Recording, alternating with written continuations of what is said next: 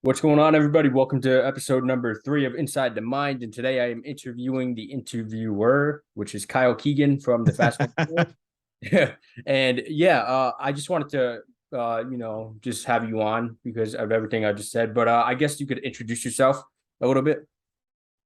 Yeah, it's a great opportunity to flip the dynamic on its head, so to speak, and actually be the one on the receiving side of all of the questions.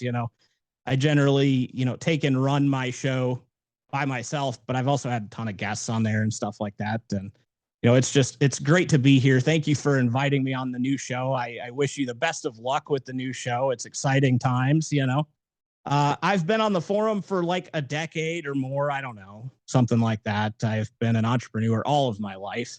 I've toyed with having jobs and they just didn't really work out for me in the past. And I've had several businesses, a few exits. I am currently running an industrial services company, industrial products company, as well as doing this radio show. So the radio show is really something that's just fun for me. I'm excited to be able to sit in front of the microphone as often as I can, but I just had a little kiddo, so it's kind of hard to schedule between nap times and all of this kind of stuff. And so that's been an interesting transition for me. So anyway, thank you for having me, man. It's wonderful to be here. Yeah, of course, man. Let's just jump right into it. Like the first question I have for you is that I know you're very, very big on thinking big. And what is your definition of thinking big in entrepreneurship? Because for you, I've read some of your posts and you're talking about billionaire status in some of your things, and you seem to think very big. So what is your definition of thinking big in entrepreneurship?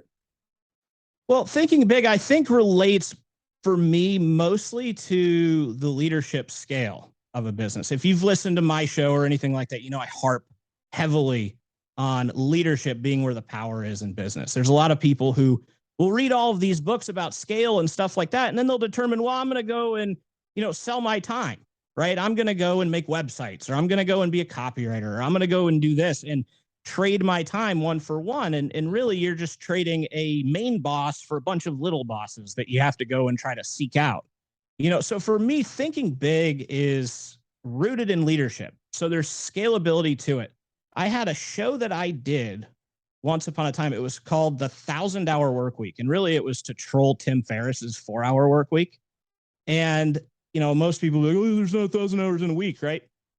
Well, no, of course there's not 1,000 hours in a week, but how do people get 1,000 hours of work completed in their name? That's really the goal here. And the answer is it's infinite, right? That's putting your business on the infinite side of thinking. Your business can grow as big as the market determines that business should get. Whereas if you are a onepreneur or a fivepreneur, I'm going to hire 5 people, but 6 sounds hard. That's a huge, huge difference. One is willing to hire as many people as it takes to serve whatever the market determines is, viable for that business. And the other just hamstrings you. It keeps you small like that. Does that answer your question? That makes sense to you? It's centered around leadership. Yeah, it does. If you go into a little bit more depth on if somebody wants to go and get all of those hours worked for them, how would they go about doing that? Okay, so the leadership side of things, I would say it comes in one of two places: employees or contractors that you're going to hire, or partnerships. Okay, so for me specifically, my industrial services company, it was kind of interesting. I got the power of a very large firm very, very quickly. And the way I did that was by spinning a partnership agreement. So a strategic partnership. They weren't serving a market that they could have been serving with the product that they had. And we could repurpose that product to serve that market. And because they hadn't done it yet, and because I was the one who kind of discovered that opportunity, I was able to take that to them and say, look, you guys, you could be making a lot more money, but the reason why you didn't know about this is because I knew about it, or the reason you didn't know about this is because you weren't thinking in that realm, right? And I was over here doing some other stuff that related to it. And because of that, I was able to say, let's partner up. We'll seize this market as partners instead of necessarily a middleman type of arrangement, and we would have deals that are better than that, right? We would have a deal that's better than a middleman type of arrangement, and we'll seize that market together. But the fact of the matter is, I got a larger than me ability to serve a market with just that leadership, right? That ability going in there and saying to a big company, hey, let's work together.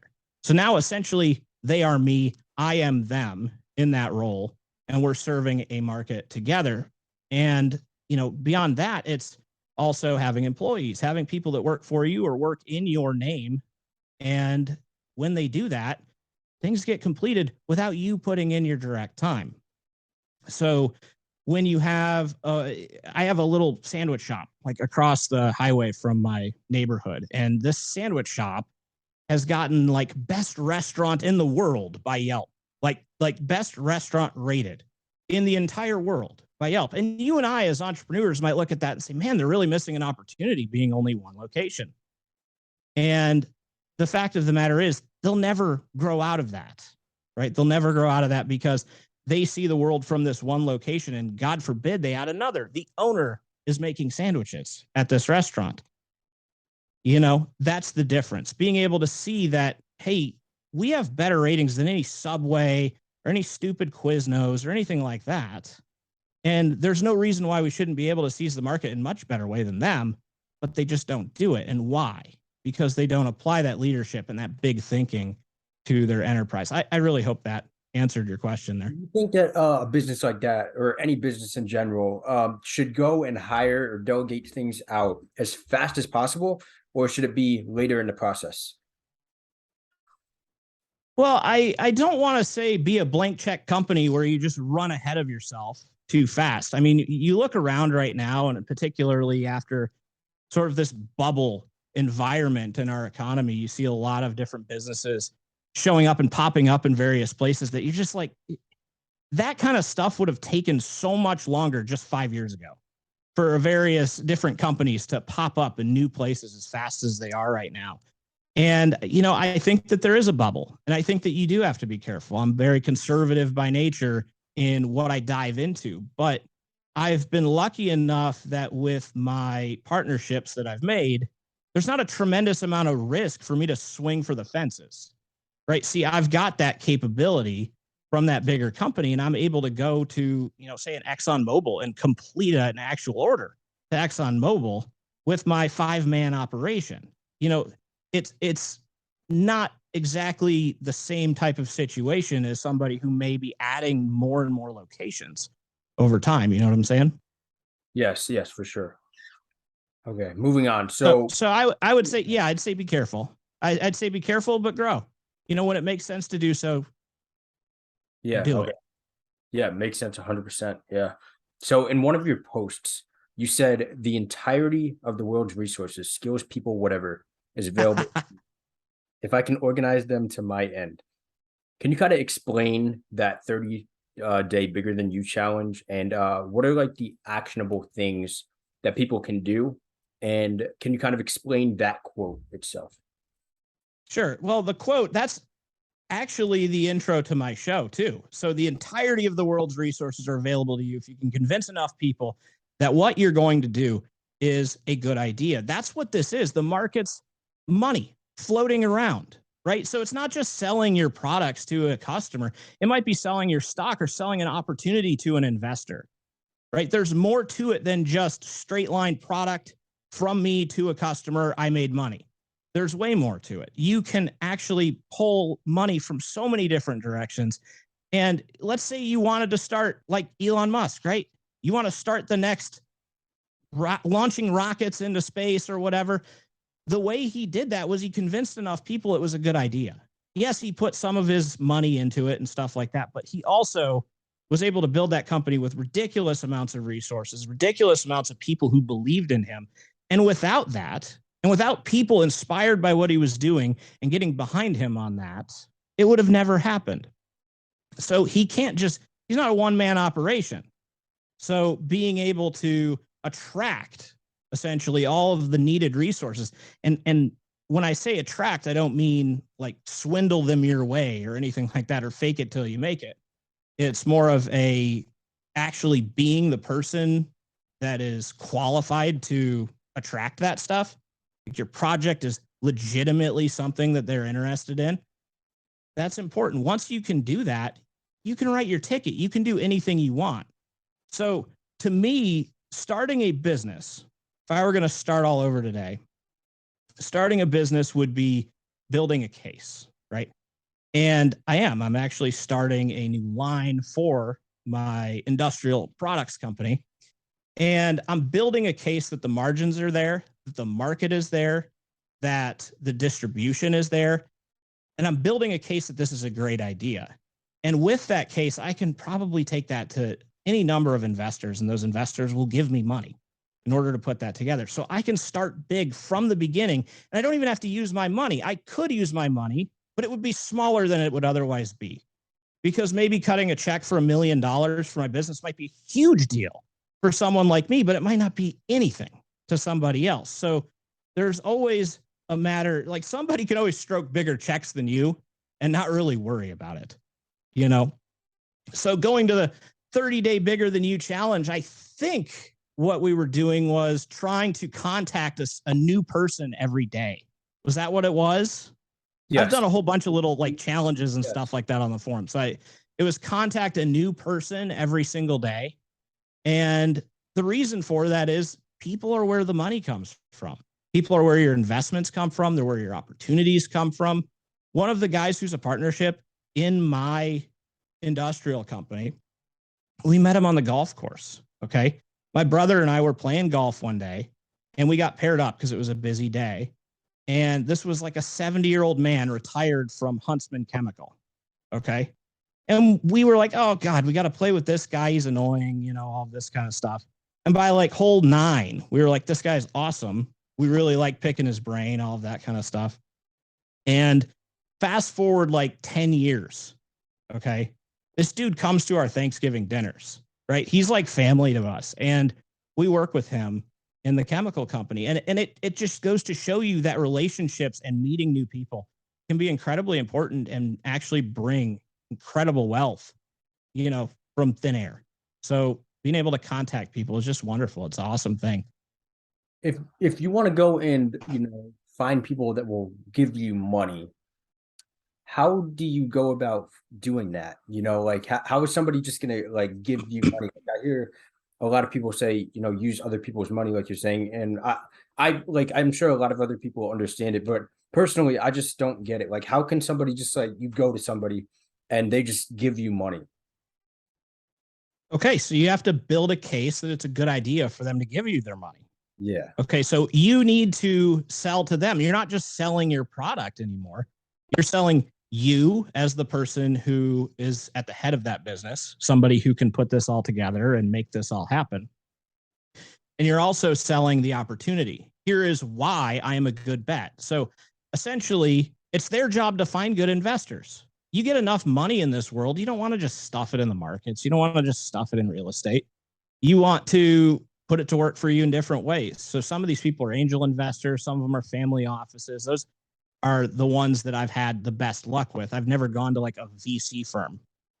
And what you do is you just make a case that you're a good investment. And then you start making them a little bit of money, and the door's open for really anything that you want to bring them. So once you've made them some money, you really can write your ticket. And there are other people you can say that to as well. So if they're not necessarily the one you're used to using, is offering you the kind of deal that you want, you can always say, well, I made so-and-so that money and go somewhere else. So yeah, it's all about making a case that you're a good investment, right? So you want to take away as much assumption as possible. That's what I would say. You want to limit as much assumption as humanly possible when it comes to building that case. And when you're Does that make sense? Yeah. But when you're doing that, you can't just come into somebody with an idea, right? You have to have already done something. Well, I guess it just depends. You know, I never have just said, hey, I've got a great idea, invest in it. Because I know that if someone came into my office and said, I've just got a great idea, you know, why don't I invest in it? I would probably laugh. right? Because there's no supporting evidence that you are the person for the job. There's no supporting evidence that this will work out. But if somebody came to me, and that's what you have to do, you have to put yourself in the head of the investor. If somebody came to me and said, I have talked to 5 potential clients, they're all very interested.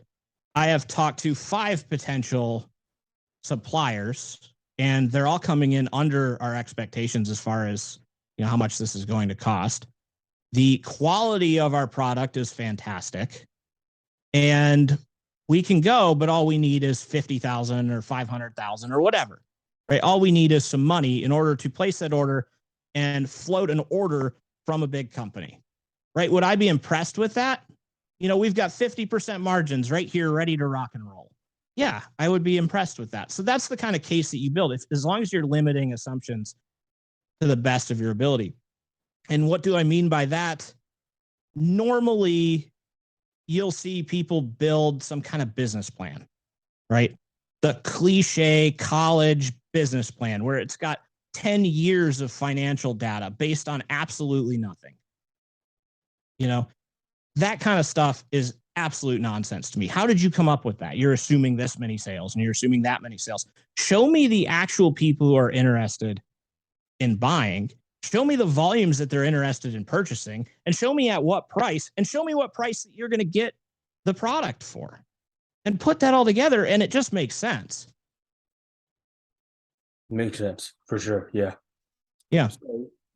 Okay. Yeah. That completely makes sense. And then, so bringing that whole thing kind of like into the online world, with like, you know, you went from, you know, you got a lot of people's money, you go and ask people for money.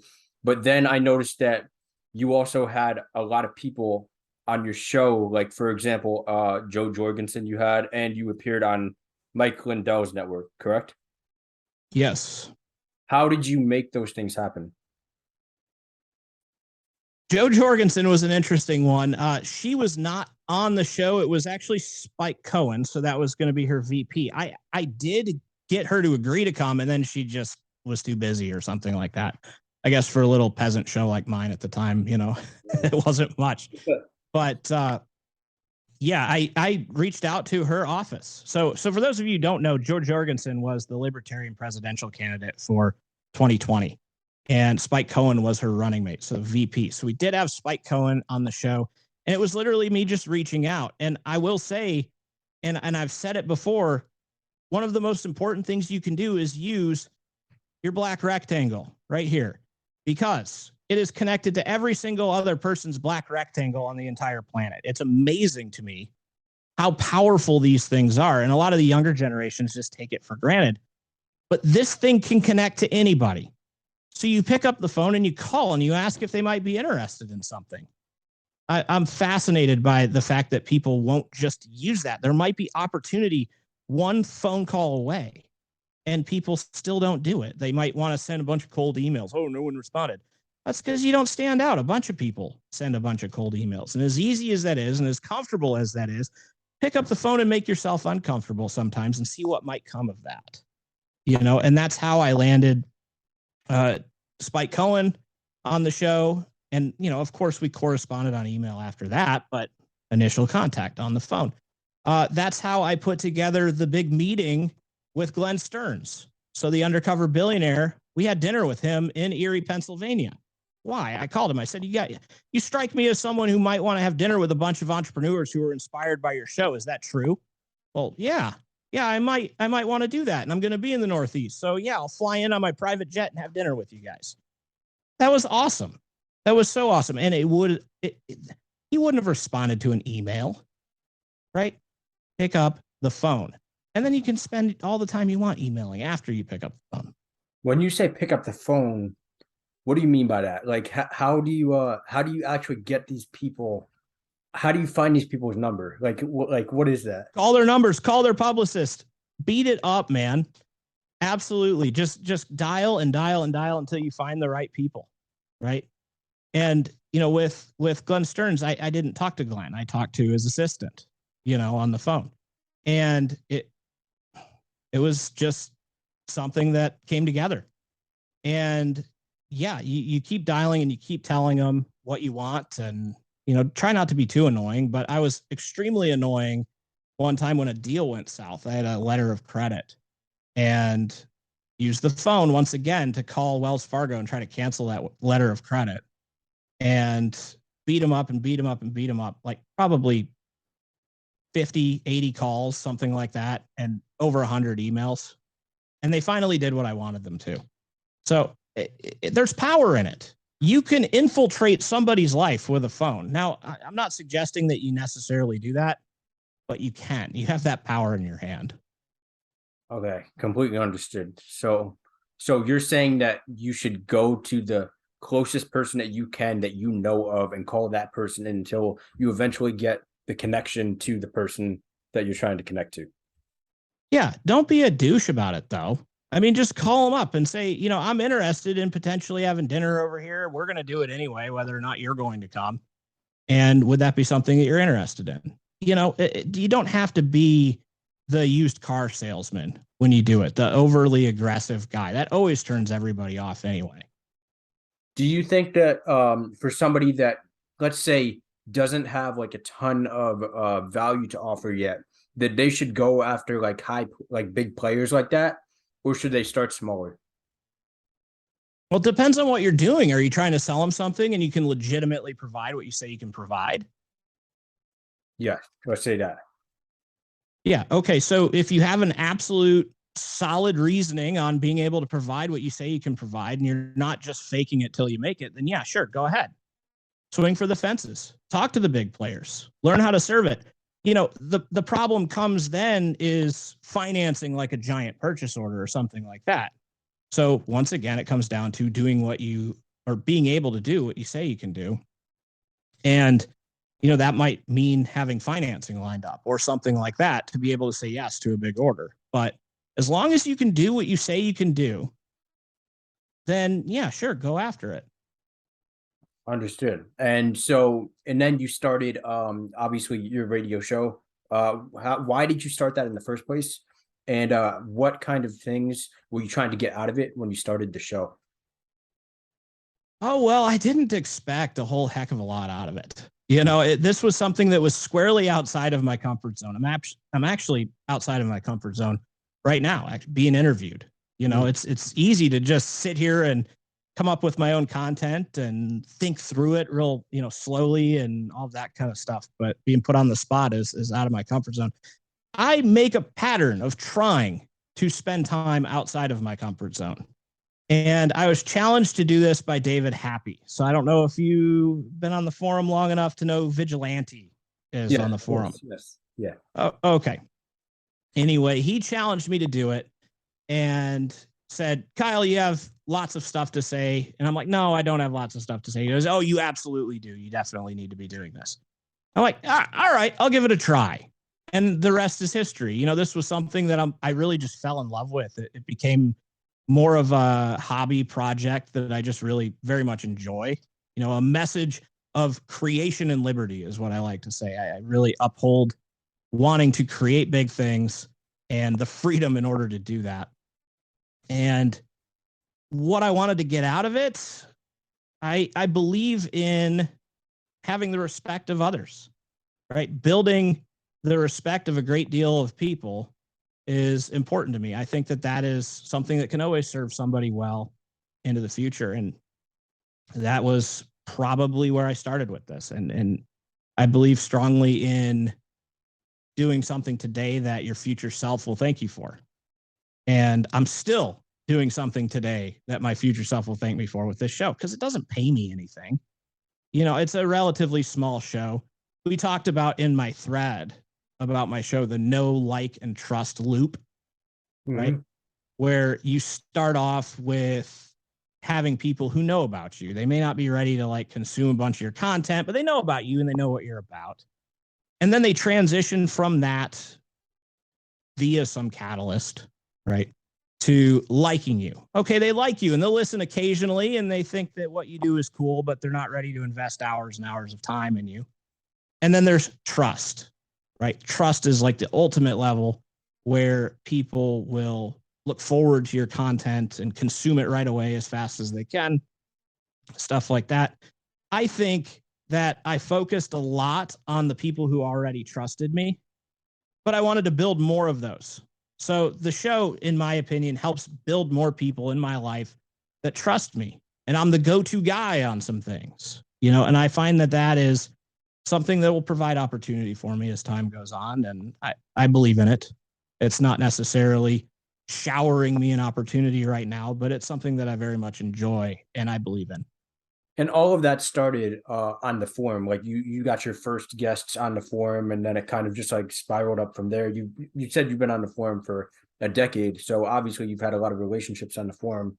And did that start the show? Yeah, pretty much. I mean, the forum to me has always been an excellent place to learn and cut your learning curve in business.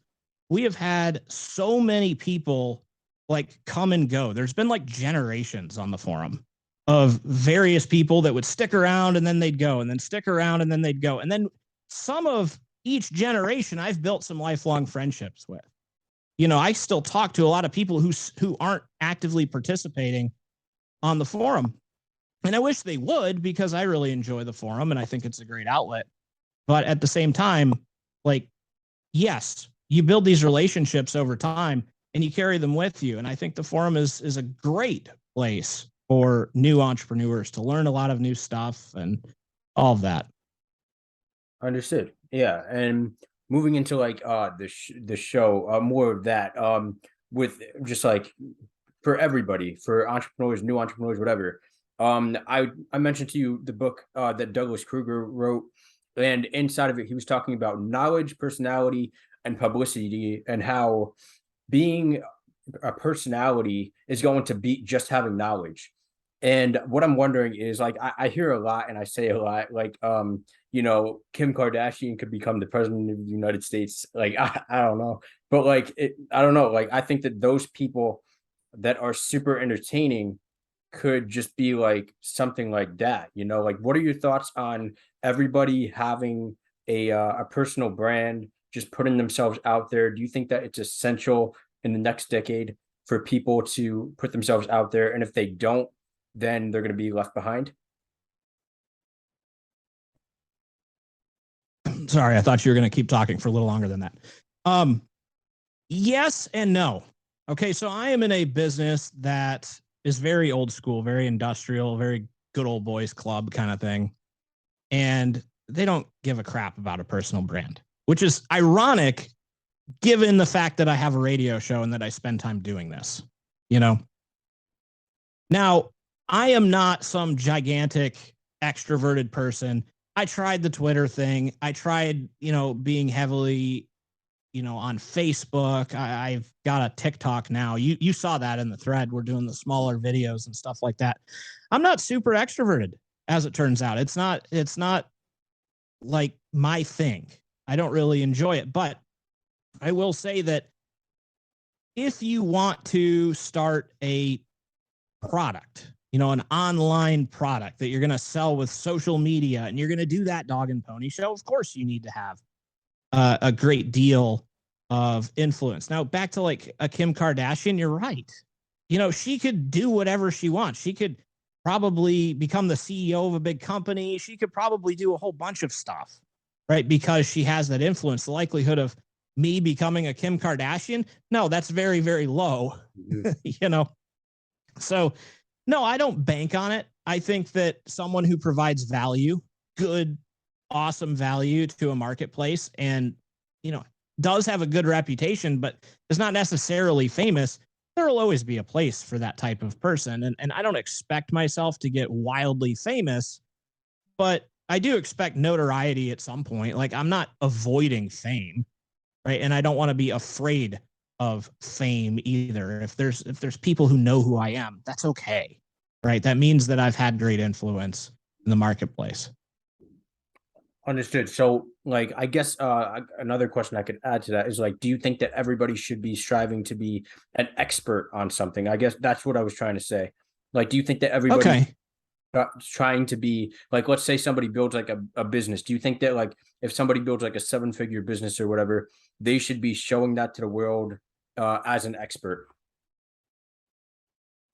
I don't think it hurts if that's something in their wheelhouse and they can come across in a great, well-received way about their 7-figure business and they want to become the go-to guy for, I don't know, ATVs, they sell ATVs or something like that. They're now the internet go-to guy that talks about ATVs. Sure. I mean, that can only help their business if that's something that they're interested in doing. Do I think that everybody has to do that? No, absolutely not. Absolutely not. There's so much opportunity out there that has nothing to do with fame, internet, social media, or any of it. It's unbelievable. So yes, it's super helpful. Yes, it's something that could be a great tool, but no, I don't think that it is mandatory. No. Understood.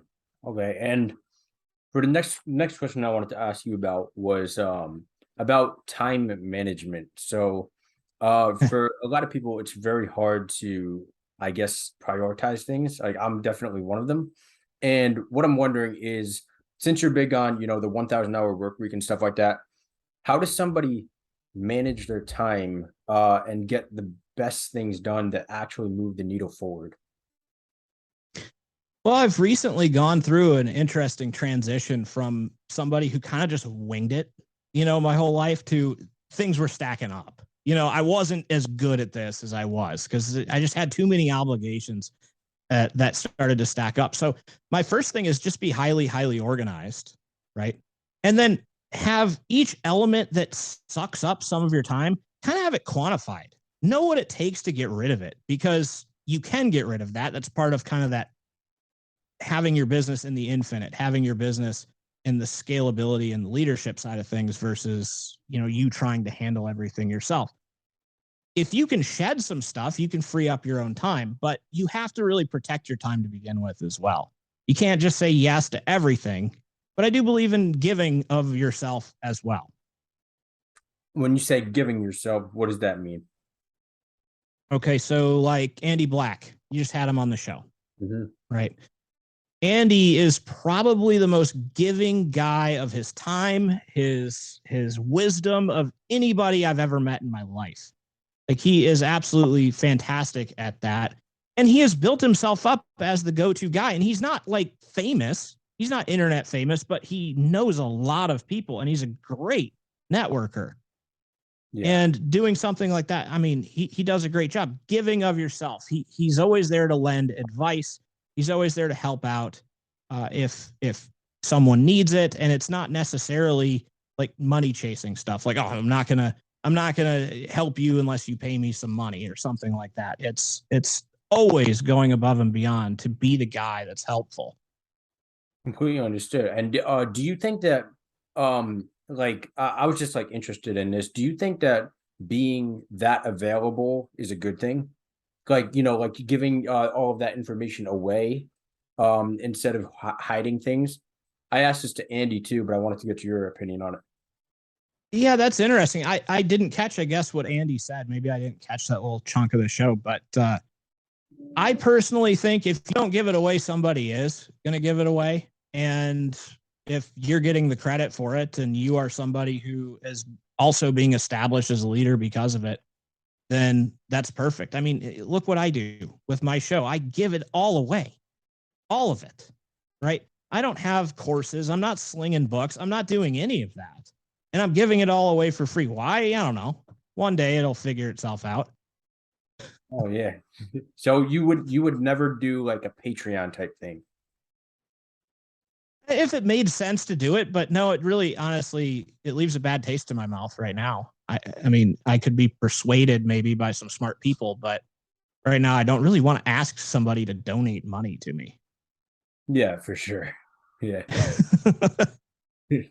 Yeah. And also, I know that you wanted to talk about liberty and what was the other thing, but I'm very interested in hearing your thoughts on all of that stuff because I haven't like dove into, a ton of your podcasts, but I'm interested in hearing some of your thoughts. Well, I think the world has built up a level of disdain for the entrepreneur, for business people, for CEOs, and for the evil rich guys, right? That doesn't necessarily need to be there. I don't know if you caught the quiet quitting discussion on the forum recently and stuff like that, but you can get in the mindset of the average person who just, a couple of them find their way into the forum and start talking about stuff that entrepreneurs are like, what? That's ridiculous. But there is that level of disdain that has creeped in. Every villain in every movie and all of that kind of stuff is always some evil business guy at the top. And my message is that of, no, you're a good person if you put things together and you build a great business. You're never a bad person for providing great value. Okay, so every single capitalistic transaction should be win-win, right? I should win money by selling you something, and you should win a product that you valued more than your money. And we both go home happier than that. So you hear people say, how much money is enough? And it's just all about greed and all of this kind of stuff. How many times can you have a transaction like that where two people go home happier and it somehow one day becomes wrong? You see what I'm saying? Mm-hmm. It never does. The idea of that is ridiculous. The more of that you do, the more people that you're literally helping in this world. And then you add to that, right? People who work for you, all of a sudden you're now providing for people, right? Opportunity that they wouldn't have otherwise had because they choose you above some other viable option. They choose your product. They're choosing you over some other viable option. Why? Because they saw you as better. Why are they choosing to work for you, right? Over all the other jobs that they could potentially get? Because they saw value in working for you over those people. Why are they investing in your company? Because they saw more investment opportunity in you than somebody else. So you operating as an entrepreneur, you just go around helping make everybody's life better, right? As long as you're not an idiot and screwing people over and hiding things in the shadows, you're engaging in win-win and you're helping as many people as you possibly can. Because the more people that you help, just like Andy Black says, the more money that you make, hands down. So you're also into, I guess, the diesel and coffee type of thing. Do you know what I'm talking about? Yeah, that's an interesting one. No, I never use it personally, but yeah. I like the idea of just the hustle, getting in front of as many people as possible. That's really what that 30-day challenge was kind of about. Pick up the damn phone, start using it, calling people that might be interested in what you make, calling people that might actually be a better supplier of what you make than what you currently have. Anything that could potentially improve your business, you have access to that. And you should at least explore that or make a habit of exploring that a little bit every day. Interesting. Yeah. And then going back to what you said and everything that you just said about business and stuff like that.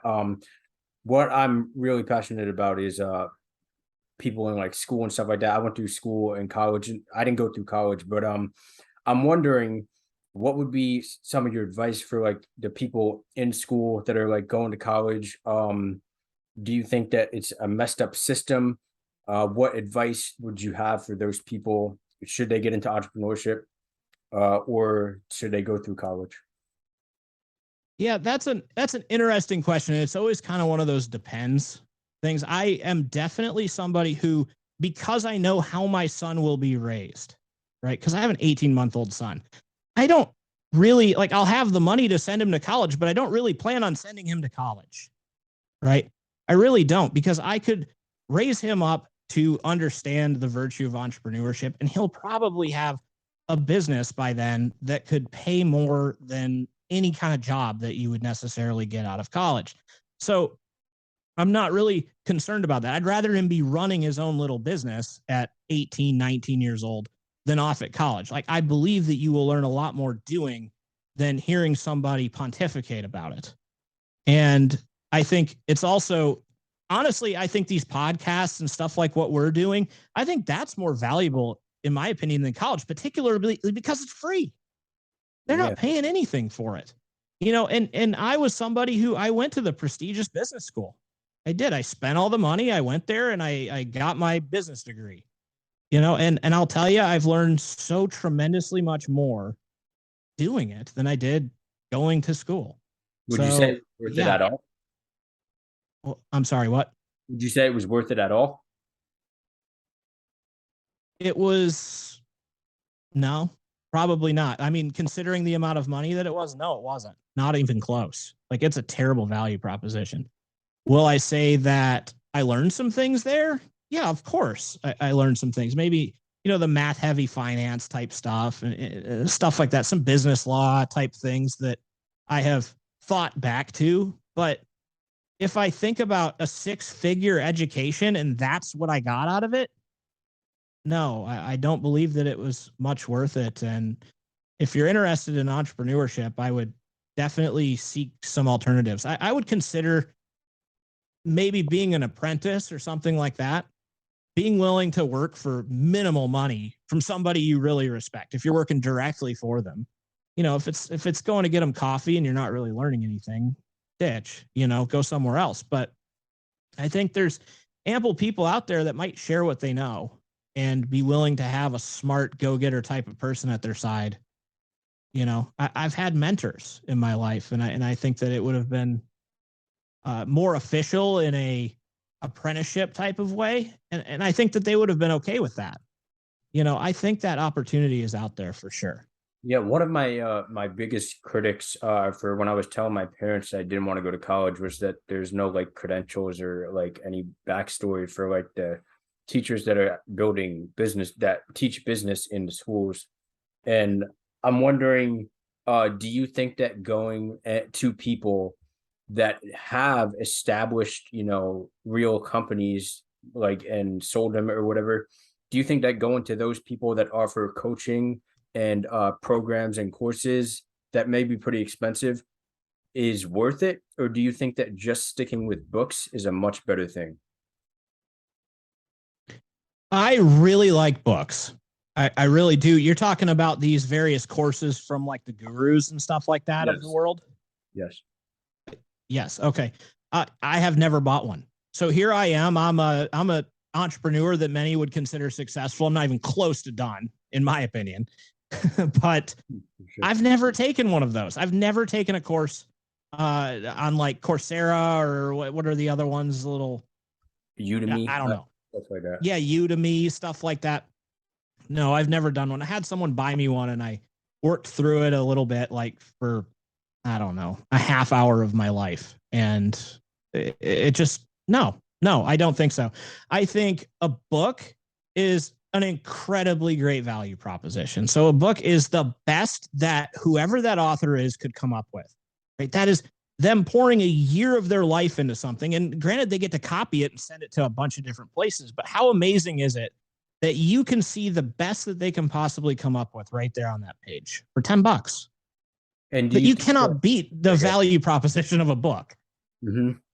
Yeah. And you can also climb right into the minds of a billionaire right now. Yeah. Right. You can go get a biography for any of these various billionaires, the greats, the entrepreneurs of yesteryear that made all of this money. You can climb right into their head for $10. Like you can't beat that. Yeah, it's amazing. And do you think that those books? Oh, I forgot my question. Dang, I'll just ask you this: what's your favorite books that you've ever read?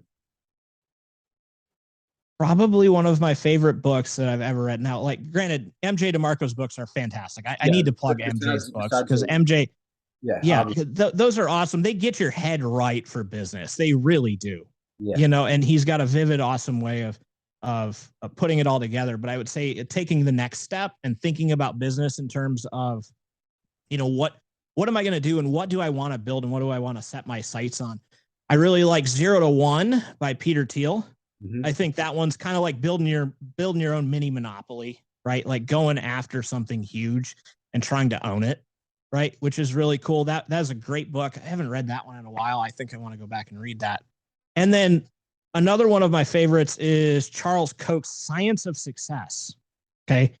Charles Koch is an absolute genius as far as business is concerned. I think what that book portrays, and it's called Market-Based Management, is to business what the Gutenberg press was to releasing the minds of individuals around the world. I'm not kidding. The businesses that don't implement.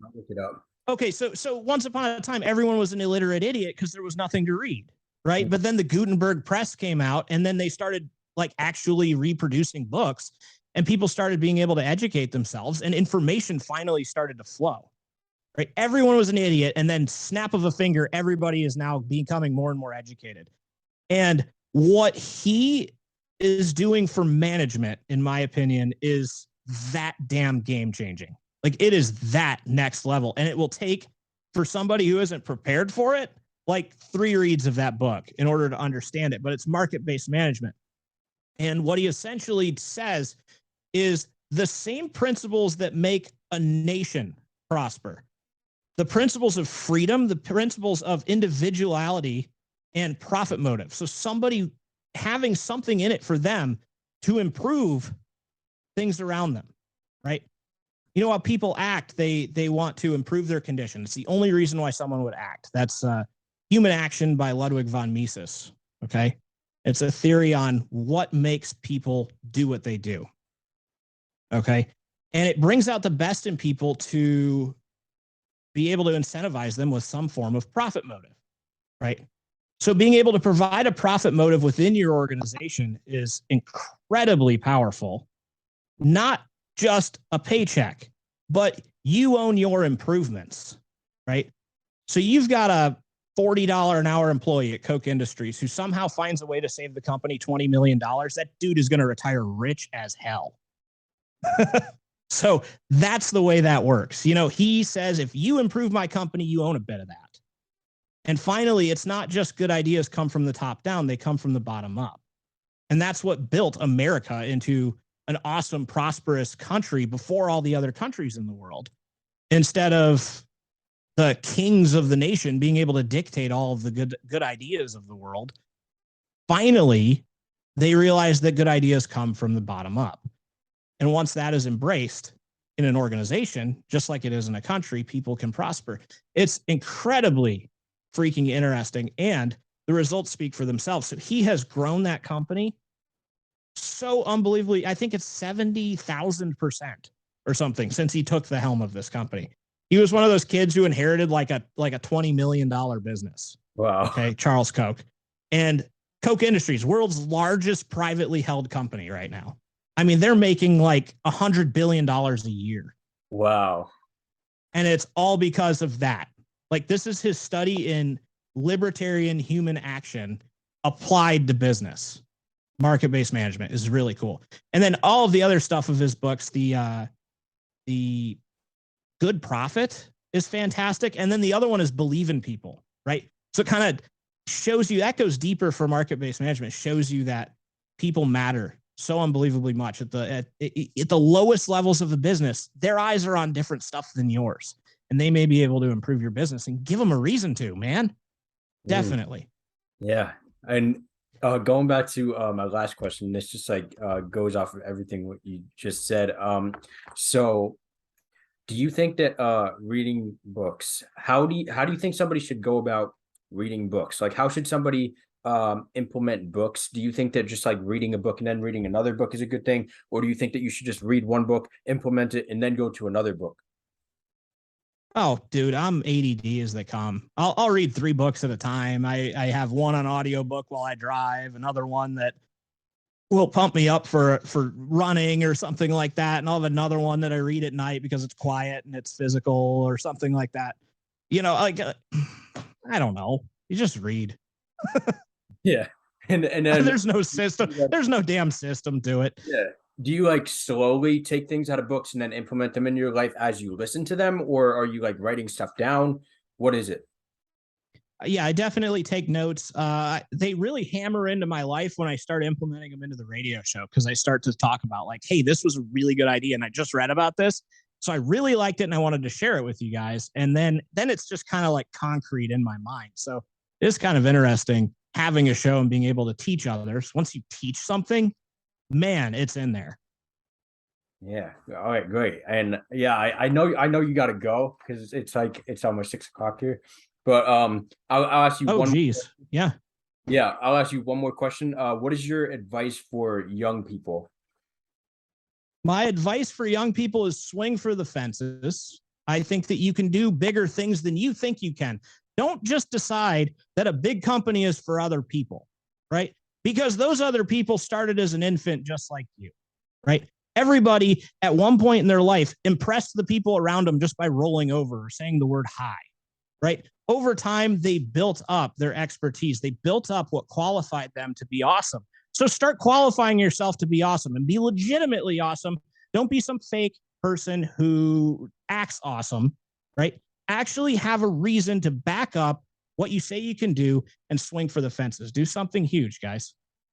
Amazing. Yeah, that's all. Seriously, thank you for coming on. I really appreciate you giving me, an You hour. got it, man. Yeah, I really appreciate it.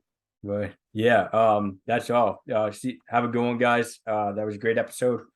Yeah, it's gonna end, but thanks.